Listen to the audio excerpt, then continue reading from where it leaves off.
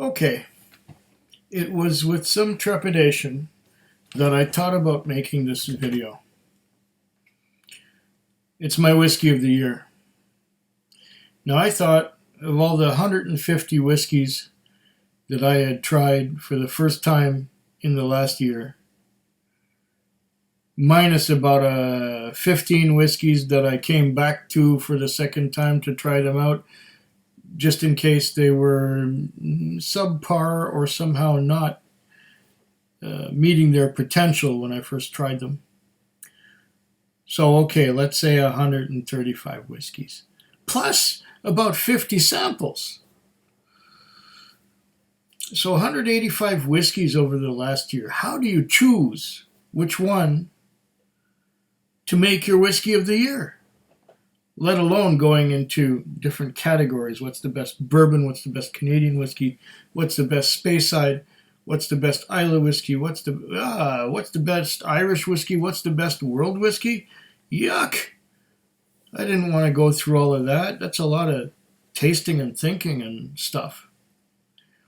Well, this time it came to me as a no-brainer earlier on this evening. I thought, which whiskey tastes great? Which whiskey tastes great right out of the neck pour? Which whiskey might have a high ABV but not have a burn? It's perfectly drinkable from the neck pour without adding any water. Which whiskey has perfect balance and has several elements that make it up? And what has the complexity to make it interesting every time? And which whiskey is the one that I want to reach for the most often? But because I only have one bottle, I may reach for something else just to save some of this. I might still be able to get another bottle of it. I don't know. I haven't really looked into it. But what is my whiskey of the year for 2023? What could it be? I will have to pour a dram first. Now I have a dram of my whiskey of the year.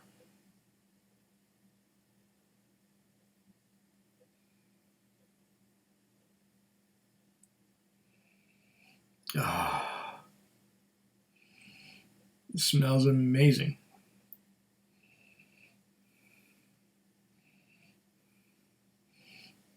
You can probably imagine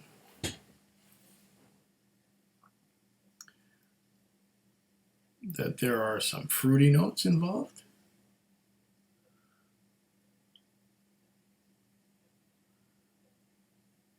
And it's sheeting action, but slow sheeting action, leaving large drops on the side of the glass.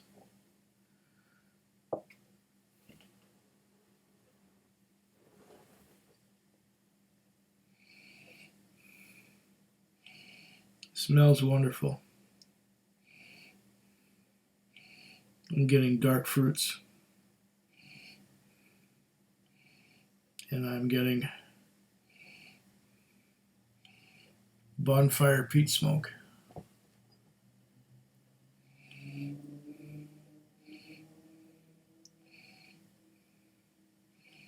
I'm getting some creosote, which is mixing and mingling really well with the fruity notes. Oh.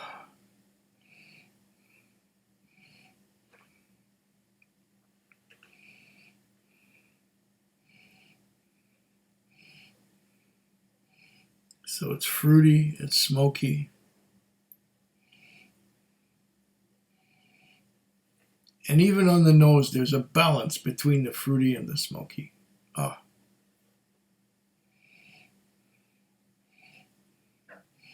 This was a no-brainer for my whiskey of the year because it's bottled at 56.8% ABV. That's pretty high.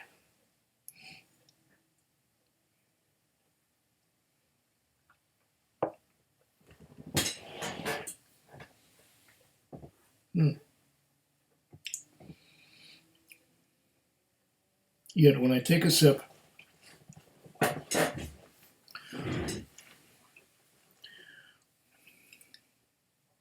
it's perfectly drinkable. At that particular alcohol by volume, 56.8%, it's perfectly drinkable. I don't have to add water. It doesn't need it. There's a lot of espresso coffee. Do that again.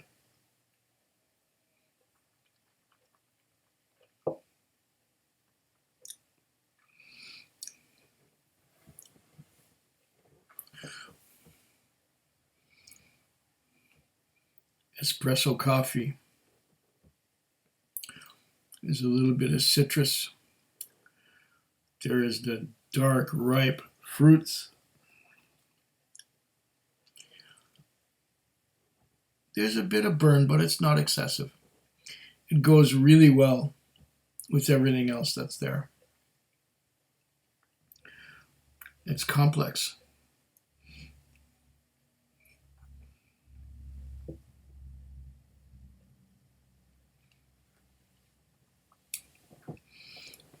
It's smoke. It's tar. It's railway ties that have been sitting out in the sun. It is espresso coffee. It is chocolate. It is all these wonderful things and fruity at the same time, perfectly balanced with the smoky and espresso and the fruity. It's perfectly balanced between the two. You can't get a better combination of different influences in a single malt scotch.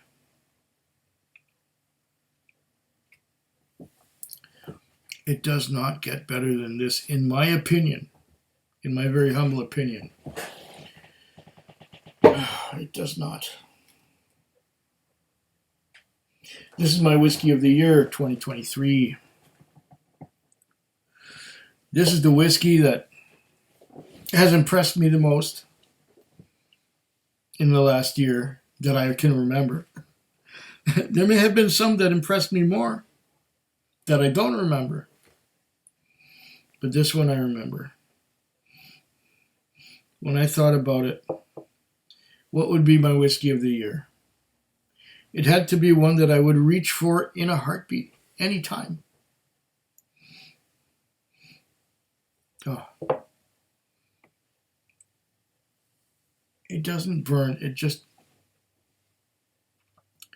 coats and soothes and vibrates in my throat.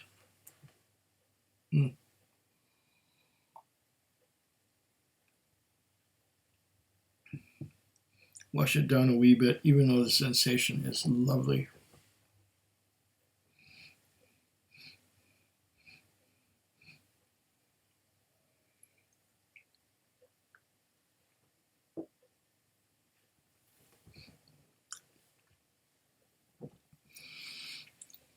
I know of no drams finer than this in my entire experience, in my entire whiskey journey up to this point. And I've been tasting whiskey, well, seriously, starting about 10 years ago. Before that, I would have whiskey from time to time, and I would enjoy it. But it's about 10 years since I started. It started with a dram after dinner. And then I started really getting into it. I started watching Ralphie. I started watching Horst Learning in German. I don't think he had any English language videos out at that time yet. And then, then my journey really began when I started getting into it. And no whiskey has... There are many whiskeys that have done it for me, yes. Granted, many whiskeys have done it for me.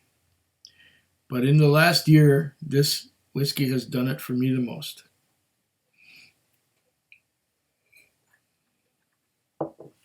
What is it?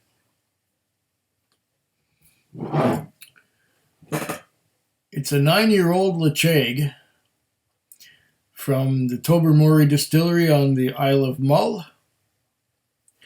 And this one is Bordeaux red wine cask matured.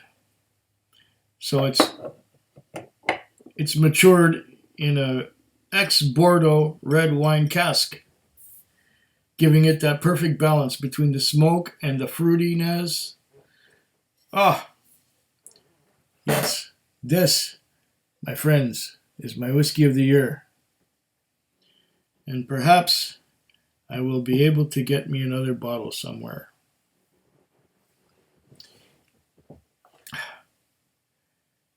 Slanchava! Food Quig. Food Quig. Food quick. Food Quig. Food quick. Yeah.